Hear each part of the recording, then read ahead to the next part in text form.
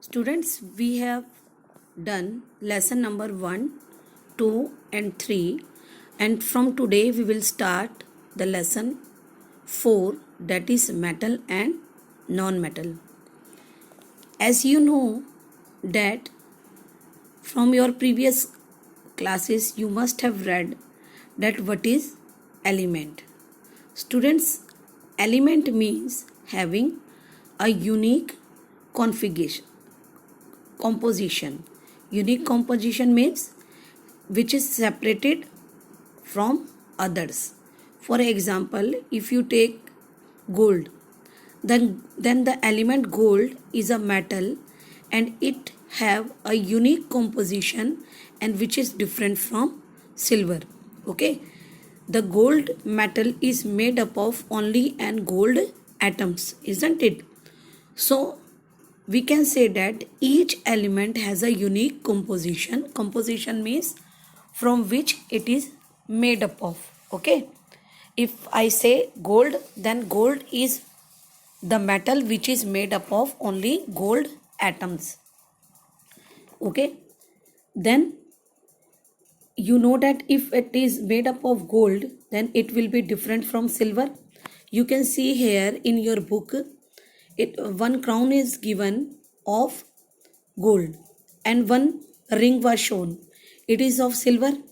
These two are different from each other, but they both are made up of same element. Gold contain all gold atoms, whereas the silver contain all silver atoms. Okay, so they are unique from each other.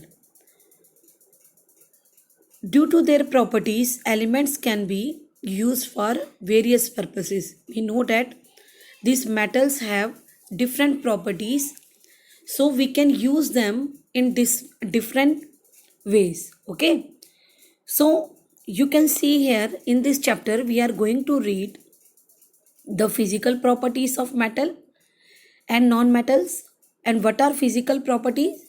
Physical properties are the properties by which anything can be observed by eyes.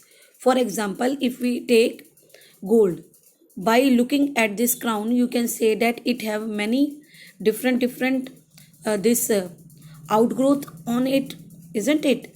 And the color of this is golden. So the properties which can be observed by our eyes, they are considered to be physical properties. So in this lesson we are going to read the physical properties of metal as well as non-metal. Then chemical properties of metal and non-metal and their uses. So let us start our chapter. There are many questions given that what is this crown made up of? Why is the ring shining? Can this crown conduct heat? All these answers you can get while studying the chapter further. Okay, so let us continue the physical properties of metal and non-metal. So in the beginning I have explained you what is physical property. So first physical property of metal is the physical state, the state in which they are found. Metals are generally all metals are solid at room temperature. Okay, and they are crystalline in nature. Crystalline in nature means they are having a particular shape at like a crystal. If you see, you must have seen sugar cubes. They are crystalline in nature. The sugar cubes are called crystalline in nature since they have a prescribed cuboid shape. And in this physical state, exceptions are there with metal, that although we know that all metals are solid, but still we have one metal called mercury which is liquid at room temperature. Okay, so exceptions also you have to learn, and mercury is the exception. All other metals are solid but mercury is liquid at room temperature. And then what about non-metals? Non-metals are solid as well as gas. Okay, but there is one non-metal which is present in liquid state, and that non-metal is bromine. Okay. So exception you have learned that in metal mercury is the exception, and in non-metal bromine is the exception, which is present in the liquid state, although most of the non-metals are present in solid as well as in gaseous state. Now come to luster. What do you mean by luster? Luster means the ability of any metal to shine and reflect light. Okay. Metals can be polished, as you know that in the beginning I have shown you one crown and ring. They are the example of metals which can be used, which can be polished and well used in jewelries.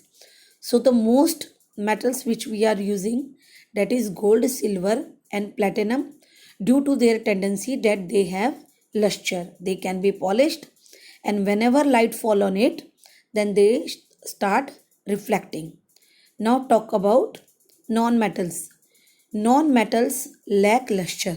Okay, they have dull appearance and cannot be polished. But still exception are there.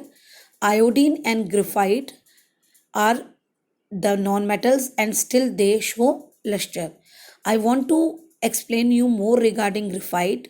Graphite is a allotropic form of carbon. In higher classes you are going to read allotropies. Allotropy form means the element having same, the form of element having same chemical property but different physical property. Like carbon is a non-metal and it have three allotropy form. First one is graphite, another one is diamond, and third one is fullerene. Okay, so graphite and diamond, they when they are burned, they produce carbon dioxide. But when we see them, you can see the things made up of graphite. The pencil lid, that is graphite, and which is very soft. Whereas if you see diamond, diamond is very hard and still it is made up of non-metal carbon. Then come to hardness.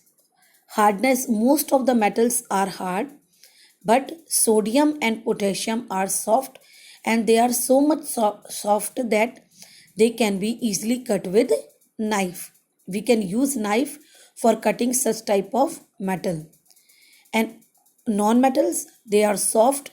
Exception I have told earlier also, that diamond. Although diamond is a non-metal, an allotropic form of carbon and the hardest substance found on the earth crust. Okay. Then density. What is density? Mass per unit volume is called density, and metals are highly dense. Only sodium and potassium have the less density as compared to water.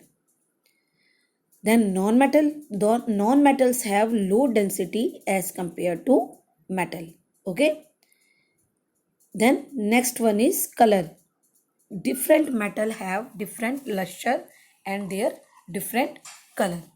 You can see some metals are white or silvery gray in color, some are yellow, some are reddish brown. So most of the metals are white or silver gray, but exception gold, yellow, and copper is reddish brown in color. You must have seen copper. The copper wire you can see in the electrical appliances, and mostly when we start doing prayer, you must have seen your mother is having the copper vessels to give water to Surya Dev, isn't it? That vessel is also made up of copper. Then some non-metals are colored, but some are non-colored. For example, if we take bromine, bromine is brown liquid, whereas iodine is violet solid, and others like nitrogen, oxygen, they don't have any color. So we can say that many non-metals are colored, but there are some non-metals also which are not colored. Okay. Now the next and very important property of metal is malleability. Malleability. Malleability means the property of a metal by which it can be easily bitten into thin sheets. You must have seen the foils in the beginning of the chapter. I can show you. You have seen this aluminium foil, isn't it? This aluminium foil is made up only due to the property of malleability. They can be bitten into thin sheets. So, most of the metal shows such type of property, like gold and silver are the most malleable metals, and other metals also can be bitten, but the gold and silver are on the top. Iron, aluminium, tin and copper are the metals which can be converted into thin sheets. And non-metals are brittle. Brittle means whenever we apply force on it, then they start breaking. So such type of things are called brittle in nature and cannot be bitten into thin sheets or foil. So I think this malleability property is also clear to you. Here one activity is given. In this activity we have taken metals like aluminium, copper and non-metals like graphite and sulfur, okay, and a hammer. And by we have to take the metal pieces and place them at hard surface and start hammering on them approx 20 minutes. So what will happen? We can see that some of the material given above will can be converted into thin sheet and many will not be converted, like graphite and sulfur. You know that graphite and sulfur both are non-metals, and when we apply hammer on it, they break down into small pieces since they are brittle in nature. Whereas the aluminium and copper foil, they are malleable, can be bitten into thin sheets, so easily can be converted into foil. Okay. Now come to next property, ductility. What is ductility? The property by which metals can be drawn into thin wires. Okay. I have explained you copper wire, isn't it? The copper, how the copper was converted into wire shape due to the property of ductility. Most of the metals are ductile in nature. Again, gold and silver are on the top, and other metals can also be drawn into thin wires, that is aluminium, tungsten and copper. Non-metals are brittle and they cannot be converted into thin wires. Then comes thermal conductivity. Students, what is thermal? Thermal means heat and conductivity means the ability of any substance to allow heat or electricity through it. So that property is called conductivity. And if any substance is allowing heat to pass through it, that property is called thermal conductivity. You can see that many metals are used for making vessels, okay, utensils, boilers in industries, and silver is the best conductor of heat, and a second number was given to copper. So mostly the boilers are made up of copper since the metals are good conductor of heat. They easily allow the heat to pass through them. Okay. Then talk about non-metals. They are poor conductor of electricity, or we can say that they are insulators. Insulator means the substance which need not allow the heat or the electricity to pass through it. But there are some non-metals which are used for making the handles of cooker and pans. And exceptions are also there.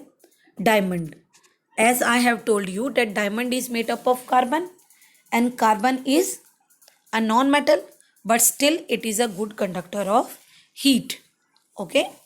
Then comes thermal conductivity. What do you mean by thermal conductivity? Thermal means, electrical conductivity. Electrical means electricity, and conductivity means which the property by which it can allow the electric current to pass through them. So metals are good conductor of electricity and they allow electric current to pass through them. Okay. So metals are normally very widely they are used in electric for making electrical wires and cables, isn't it? So non-metals are poor conductor of electricity. Again, exception is there. If we talk about graphite, pencil lead. Graphite is a non-metal formed of carbon and it is a good conductor of heat. So you can see that one activity is also given to you to show that metals and graphite are good conductor of electricity and non-metals are poor conductor of electricity. So what are the material required? Students, this type of activity you can simply do at your home also. Very easy. We have to take metal. We can take iron nail, aluminium wire or copper wire and some samples of non-metals like pencil lead, charcoal. Okay. Then what we have to do? And a bulb. What we have to do? Make a circuit as shown in the figure with bulb and cell battery. Then connect the two end of the copper wire to the object. Then what will happen? If it is good conductor of electricity, the copper wire, then it will allow the bulb to glow, isn't it? And whenever it is not good conductor of electricity, it will not allow the bulb to glow. So observation, we see that metals and graphite are good conductor and they help in conduction through copper wire, whereas others are non-metals are poor conductor of electricity. Okay. Then the property come sonority. What is sonority? Sonority means the property of any metal by which a ringing sound will be produced when it is struck to a hard surface. If I strike any hard surface or metals to a hard surface, then they start producing sound. The best example are of bell. You must have seen in temples the bell are used for producing sound since they are sonorous and the bell can be listened from very far distance also. Whereas non-metals are very dull. They won't produce so much sound, as you know that they are normally present in solid form as well as in gaseous form. Now I think you can fill these fill-ups by using the above content and it will be easier for you people. So let us recapitulate today what we have done. We have started with the physical properties of metal and I have explained you the first property, physical state, then luster, then hardness, density, color, malleability, ductility, thermal conductivity, electrical conductivity and sonority. In last we have done sonority. Okay. So I think this is clear to you and you can easily fill up this filling the blanks. The above words are given to you. You can try. If you have any problem, you may ask me. And in next video, we are going to start chemical properties of metal and non-metal. Till then, thank you. Have a nice day.